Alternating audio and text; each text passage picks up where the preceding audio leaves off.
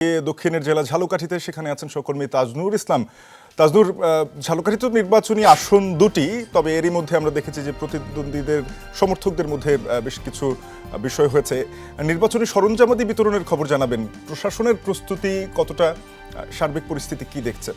Juice রাখতে আমার পছন্দ স্টাইলিশ ও ফুড গ্রেড আরএফএল চক। জুস রাখার জোশ চক। যে জায়গাতে এই মুহূর্তে সরঞ্জামাদি বিতরণ চলছে, নির্বাচনী সরঞ্জামাদি বিতরণ, সেই দৃশ্যতেই সরাসরি যেতে চাই শাফিন।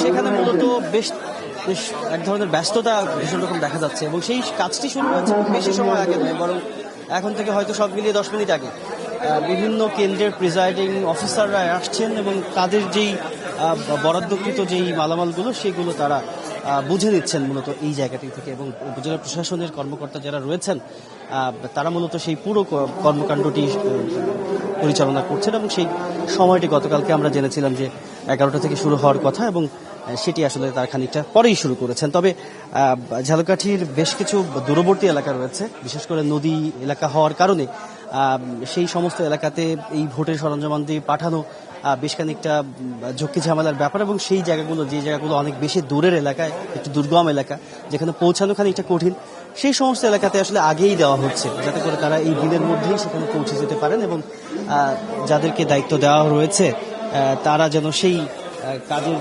বিষয়গুলো সুন্দর মতো সম্পন্ন করতে পারেন। এবং সেটি আপনি দেখতে পাচ্ছেন যে উপজেলা প্রশাসনের কর্মকর্তা যারা, তারা এই মুহূর্তে সেই দায়িত্বটুকু পালন করছেন।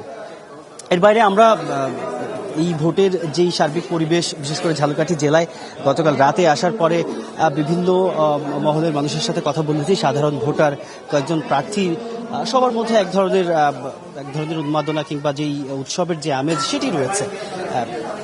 যদিও একটি দূরের জেলা, একেবারে দক্ষিণের জেলা, সেই জায়গাটি হওয়া সত্ত্বেও ভোটারদের মধ্যে এক ধরনের উন্মাদনা রয়েছে। বহুদিন পরে তারা একটা গোছানো নির্বাচন আয়োজন দেখতে পাচ্ছেন, সেই ব্যাপারটি রয়েছে ভোটারদের মাঝে।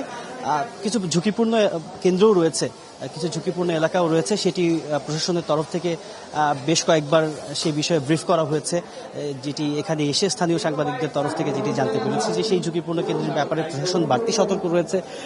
পুলিশের বেশ রকমের সতর্ক অবস্থান দেখেছি, সেনাবাহিনীর গাড়িগুলো বেশ টহলে ব্যস্ত রয়েছে।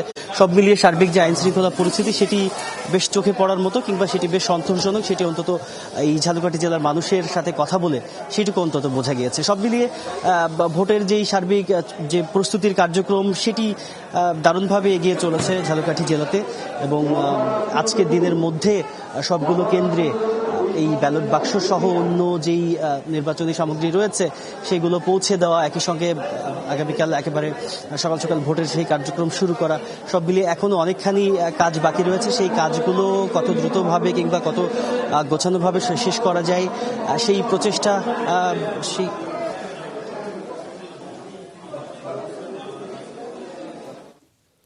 সহকর্মী তাজনুর ইসলাম যুক্ত হয়েছিলেন। আমরা জানছিলাম যে ঝালকাঠি জেলায় এরই মধ্যে নির্বাচনী সরঞ্জাম কেন্দ্রে পৌঁছে যাচ্ছে, আইন শৃঙ্খলা পরিস্থিতি জোরদার করা হয়েছে, কেন্দ্রগুলো অপেক্ষায় রয়েছে ভোটারদের আর কয়েক ঘন্টার।